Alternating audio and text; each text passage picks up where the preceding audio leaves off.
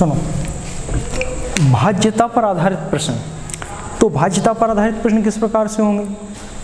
तो वैसे देखा जाए अपनी यूपी टेट हो या सी टेट हो या स्टेट लेवल का कोई भी एग्ज़ाम हो, उसमें भाज्यता पर आधारित प्रश्न जरूर आते हैं। और इसमें एक टाइप नहीं, 2 से 3 टाइप निश्चित बनते हैं। तो सबसे पहले भाज्यता, सिंपल सी चीज़ें, इस बेसिक से लेके चलेंगे और स्टार्टिंग तक कवर अप करेंगे, ठीक है ना। सुनो, तो सबसे पहला पॉइंट क्या कहता है? सबसे शुरुआत में इसका पहला पॉइंट क्या कहता है? तो इसका पहला पॉइंट कहता है कि विभाज्यनीयता या भाज्यता की शर्तें क्या होती हैं। तो इसमें पहला कि 2, 4 और 8 एक एक करके चलते हैं कि 1 से विभाजित तो सभी संख्या होंगी, कोई दिक्कत नहीं है। 2, यदि कोई संख्या को पता करना है कि वह संख्या 2 से विभाजित है अथवा नहीं, तो यदि किसी संख्या का, ध्यान रखना, यदि किसी संख्या का इकाई का अंक, यदि किसी संख्या का इकाई का अंक, याद क्या रखोगे, किसी संख्या का इकाई का अंक 2 से विभाजित है तो वह संख्या पूर्ण रूप से 2 से क्या होगी? विभाजित होगी। ठीक उसी प्रकार किसी संख्या का इकाई और दहाई दोनों अंक यदि 4 से विभाजित हैं तो वह संख्या पूरी बार 4 से क्या होगी? विभाजित होगी। ठीक उसी प्रकार यदि कोई कहे 8, तो 8 की शर्त भी यही होती है कि यदि किसी संख्या के इकाई, दहाई और सैकड़ा यदि 3 अंक 8 से विभाजित हैं तो वह संख्या पूरी बार 8 से क्या होगी? विभाजित। अब सपोज दैट एक एग्जाम्पल समझाते हैं आपको समझाने के लिए। जैसे कोई संख्या हुई 7, 3, 2, 8, 4 और यदि कोई कहे कि क्या यह संख्या 2 से विभाजित है, क्या यह संख्या 2 से विभाजित है, तो हम पूरी संख्या भाग दे के नहीं देखते। आप खुद जानते हो बहुत सरल सवाल है, लेकिन स्टार्टिंग तो करनी ही पड़ती है सर। तो शुरुआत 2, यानी कि यदि इकाई का अंक 2 से विभाजित है तो पूरी संख्या 2 से विभाजित होगी, और 2 इकाई का अंक यानी 2 है और 2 से विभाजित हो रहा है तो पूरी संख्या 2 से विभाजित है। ठीक उसी प्रकार यदि कोई कहे कि क्या यह संख्या 4 से विभाजित है, तो हम लास्ट के 2 डिजिट देखेंगे कि भैया ये लास्ट के 2 डिजिट, 2 अंक इकाई और दहाई क्या 4 से पूरी बार विभाजित हैं? भाग देकर देखो जरा, 4 एकम 4 नहीं हो रहा है डिवाइड, तो मतलब यह संख्या 4 से पूरी बार विभाजित नहीं है। यदि कोई कहे, यदि यहाँ 2 की जगह हम 4 कर दें, हाँ भैया अब ये संख्या 4 से पूरी बार क्या है? विभाजित होगी। फिर इसके बाद यदि कोई कहे यही संख्या क्या 8 से पूरी बार विभाजित है, तो लास्ट के 3 डिजिट देखेंगे, इकाई, दहाई और सैकड़ा, तो क्या यह 8 से पूरी बार विभाजित है? नहीं भैया, ये पूरी बार विभाजित नहीं है। एक बार तो कट जाएगा लेकिन इसके बाद यहाँ मामला फंस जाएगा। तो ये 8 से यह संख्या पूरी बार विभाजित नहीं होगी, क्योंकि इसके लास्ट के 3 डिजिट 8 से विभाजित नहीं है। इस पर से कभी प्रश्न वैसे आता नहीं है, लेकिन आपको जानकारी होनी चाहिए। प्रश्न कहाँ से आता है? 3 या 9 या 11, बस यूपी टेट, सी टेट या अदर स्टेट एग्जाम, वहीं से प्रश्न आता है। क्या देखो, यदि कोई कहता है तो यहाँ से प्रश्न तो आने की संभावनाएं ना के बराबर हैं, लेकिन छोड़ते उसको भी नहीं है जहाँ से प्रश्न आने की तनिक भी संभावना हो। अब नेक्स्ट, यदि कोई कहे 3 और 9, तो 3 और 9 की विभाजनीयता से हर बार प्रश्न आता है। कन्फर्म है, या तो 3 की विभाजनीयता से आएगा या 9 से, और 3 और 9 से छूट गया तो 11 से नहीं छूटेगा। प्रश्न बस यहीं से सवाल बनते हैं और कहीं से नहीं। तो सुनो जरा, 3 और 11, 3 और 9, तो 3 और 9 की विभाजनीयता या भाज्यता की क्या शर्त है? तो यदि किसी संख्या, कोई भी संख्या ले लें, सपोज दैट 3, 7, 2, 1, 5, ये संख्या ले ली हमने, और यदि हम कहें कि यह संख्या 3 से विभाजित है अथवा नहीं, तो 3 व 9 से विभाजनीयता की शर्त कहती है कि संख्या के अंकों का योगफल, संख्या के अंकों का योगफल यदि 3 से विभाजित है तो वह संख्या 3 से विभाजित होगी, और संख्या के अंकों का योगफल 9 से विभाजित है तो वह संख्या 9 से विभाजित होगी। अब अंकों का योगफल मतलब 7 + 3 + 2 + 1 + 5, बात समझ गए? इन संख्या के अंकों का योगफल यदि 3 से विभाजित है तो वह संख्या 3 से विभाजित होगी, और संख्या के अंकों का योगफल 9 से विभाजित है तो वह संख्या 9 से विभाजित होगी। आप देख सकते हो 7 3 10 जोड़ लोगे कोई दिक्कत नहीं है, 5 3 8 तो कितना आ गया 18। बात समझ गए? तो कोई दिक्कत नहीं है। क्या 3 से 18 विभाजित है? हाँ भैया। क्या 9 से विभाजित है? हाँ। तो यह संख्या 3 बार 9 दोनों से विभाजित होगी। क्लियर है? अब इसका प्रयोग अभी करेंगे।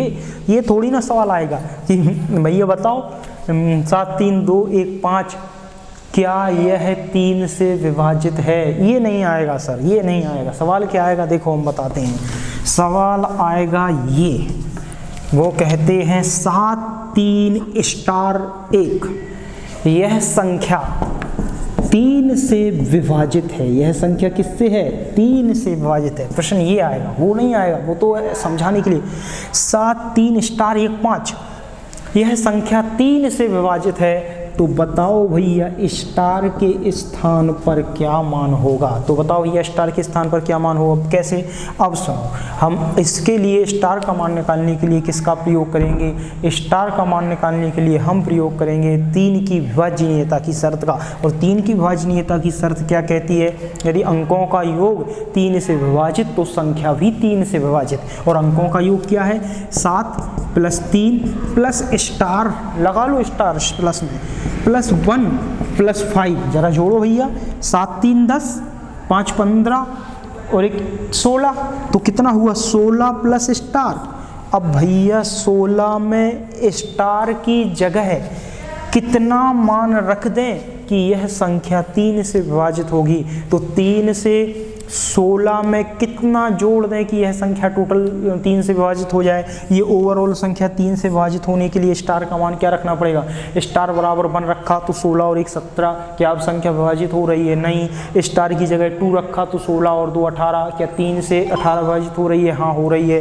तो स्टार का मान कितना होगा भैया? 2 होगा। बात समझ गए? ये आता है प्रश्न यूपी टेट में और सी टेट में या अन्य किसी एग्जाम में। वो नहीं आता है कि डायरेक्टली आपसे पूछ लिया जाए। बात क्लियर है? समझ में आ गया होगा। अब इसके बाद नेक्स्ट हम पहले पूरी शर्तें पढ़ लेते हैं, 11 की भी शर्त पढ़ लेते हैं, उसके बाद फिर इसके कंबाइंड क्वेश्चन कर लेंगे। ठीक है ना? तो कंफर्म है 3 और 9 की विभाजनीयता की शर्त क्या कहती है। अब आते हैं नेक्स्ट पॉइंट, और अगला पॉइंट क्या कहता है वो सुनो। अब इसके बाद आती है आपकी नेक्स्ट विभाजनीयता की शर्त। यदि कोई कहे कि 5, तो 5 की विभाजनीयता की शर्त क्या कहती है? यदि इकाई के स्थान पर 0 या इकाई के स्थान पर 5 दिया हो तो वह संख्या 5 से पूरी बार क्या होती है? विभाजित होती है। यदि इकाई के स्थान पर 0 या 5 दिया हो तो वह संख्या पूरी बार 5 से क्या होती है? विभाजित होती है। बात समझ गए? समझ गए, तो इसको बताने की जरूरत है नहीं, आप सब समझदार हो। फिर इंपॉर्टेंट पॉइंट वहाँ से है 11, तो वह 11 की विभाजनीयता क्या कहती है? तो 11 से विभाजनीयता की शर्त क्या कहती है उसको सुनो। जो 11 की विभाजनीयता की शर्त है वह कहती है कि कोई संख्या 11 से विभाजित कब होगी? तो कोई भी संख्या 11 से विभाजित कब होती है? तो उसके लिए ये थोड़ा यहाँ से प्रश्न अधिक बनते हैं और ये इम्पोर्टेंट भी है। क्या? सुनो, 11 की विभाजनीयता कहती है कि संख्या में सम स्थान पर आने वाले अंकों का योग और विषम स्थान पर आने वाले अंकों के योग का अंतर यदि 11 से विभाजित है तो वह संख्या भी क्या होगी?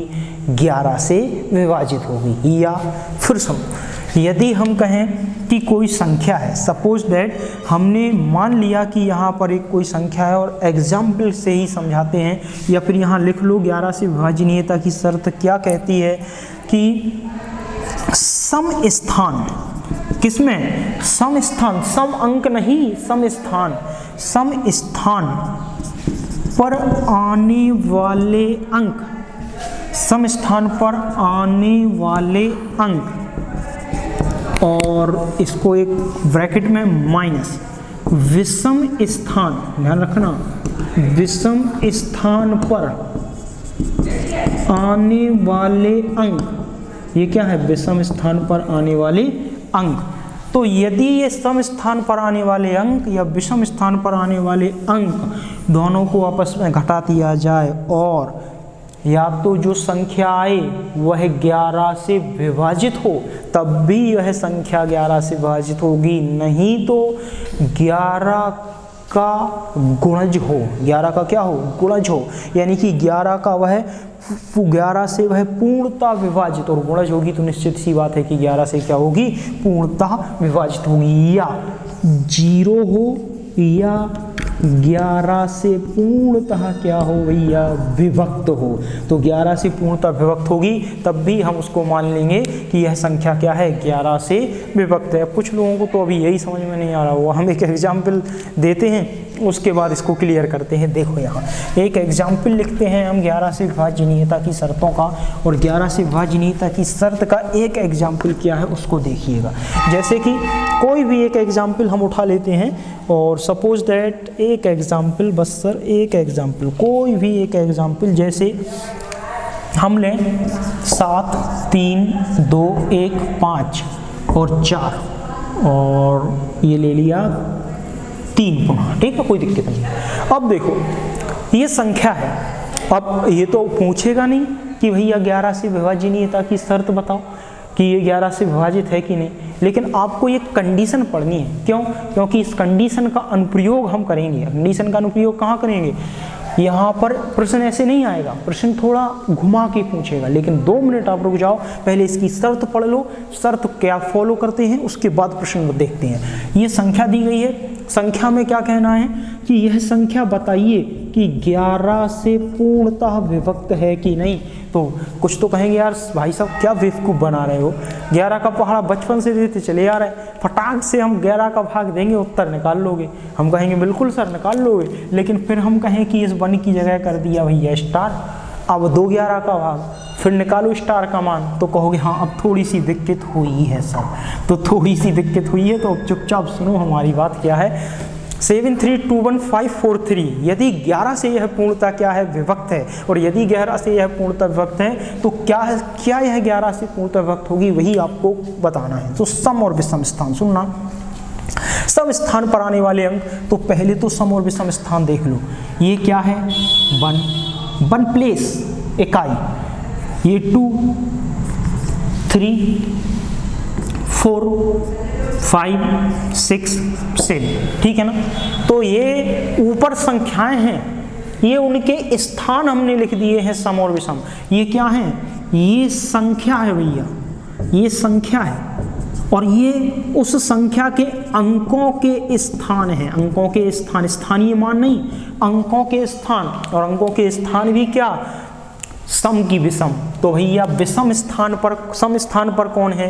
तो सम स्थान पर वो हम अंडरलाइन कर लेंगे, 2 सम स्थान है, 4 सम स्थान है, 6 सम स्थान, यही है सम स्थान, 2, 4, 6। तो 2, 4, 6 पर सम स्थान पर आने वाले अंकों का योग, विषम स्थान पर आने वाले अंकों का योग, भाई अंकों का क्या करेंगे? योग। तो अब जरा लिखिए यहाँ, यही ब्रैकेट बना लेते हैं, सम स्थान पर आने वाले अंकों का योग। तो सम स्थान पर आने वाले अंकों का योग, यदि हम सम स्थान पर आने वाले अंकों का योग लेते हैं तो सम स्थान पर आने वाले अंक क्या हैं? तो सम स्थान पर आने वाले अंकों को यहाँ देखेंगे, और सम स्थान पर आने वाले अंक ये रहे सम स्थान पर आने वाले अंक। एक तो सम स्थान पर 2 है, ये दूसरा सम स्थान, चौथा भी सम स्थान होता, छठवां, लेकिन अंक कौन से हैं? 4, 1, 3।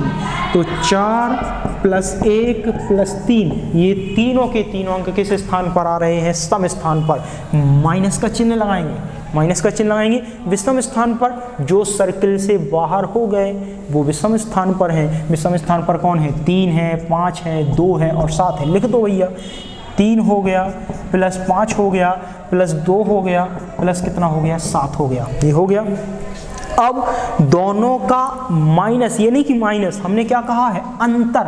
तो इस अंतर को हम माइनस लिख देते हैं, लेकिन वास्तविकता में इसको क्या समझना है? डिफरेंस निकालना है। हमको क्या निकालना है? इसका डिफरेंस निकालना है, माइनस नहीं करना। क्योंकि माइनस में कहोगे तो कभी संख्या यहाँ ज़्यादा होगी, यहाँ कम, कभी यहाँ ज़्यादा होगी, वहाँ। तो हमने अंतर बोल दिया ताकि माइनस का झंझट ही ना रहे। अब जरा इसको जोड़ लो और घटा दो। तो 4, 3, 7 और ये कितने हो गए आपके? 8। कोई दिक्कत तो नहीं है यहाँ तक। इसके बाद डिफरेंस करेंगे इसका, और जब डिफरेंस कहेंगे तो इसको जोड़ लो, 7 और 3 10, 15, 16 और 1 17, तो ये कितना है 17, और 8 और 17 का डिफरेंस बड़े आराम से आप बता दोगे, कोई दिक्कत नहीं है, बड़े आराम से आप बता दोगे, कोई दिक्कत नहीं है। तो क्या आपका जो डिफरेंस आ रहा है, क्या आपका जो डिफरेंस आ रहा है, यानी कि यदि हम इस डिफरेंस की बात करें कि सम स्थान पर आने वाले अंकों का योग और विषम स्थान पर आने वाले अंकों का योग, क्या जो अंतर आ रहा है भैया, कभी हम इसको माइनस नहीं लेंगे, क्योंकि माइनस कर दोगे तो यहाँ 17 बड़ा है और 8 छोटा है, माइनस में आ जाएगा, फिर माइनस को कहाँ वेरीफाई करोगे। तो केवल इतना ही याद आपको रखना है कि इसका केवल डिफरेंस आपको क्या करना है, निकालना है। और यदि हम डिफरेंस इसका निकालते हैं तो डिफरेंस आप देख सकते हो कि इसका जो डिफरेंस आएगा, यानी कि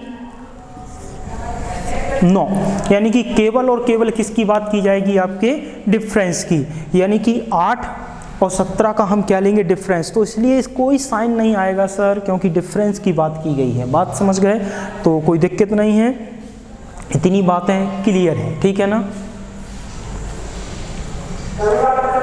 ठीक, तो क्या 9 0 आया है, नहीं। क्या ये 9 11 से पूर्णतः विभक्त है, नहीं।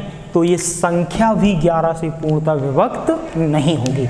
यदि यहाँ 0 आ जाता या यहाँ पर 11 से विभक्त कोई संख्या आ जाती तो हम मान लेते कि यह संख्या क्या है, 11 से पूर्णतः विभक्त है। बात समझ गए। अब इसका प्रयोग कहाँ करोगे, किसी एक एग्जाम्पल में, ठीक है ना। अब वो एग्जाम्पल अभी बताते हैं थोड़ी देर बाद।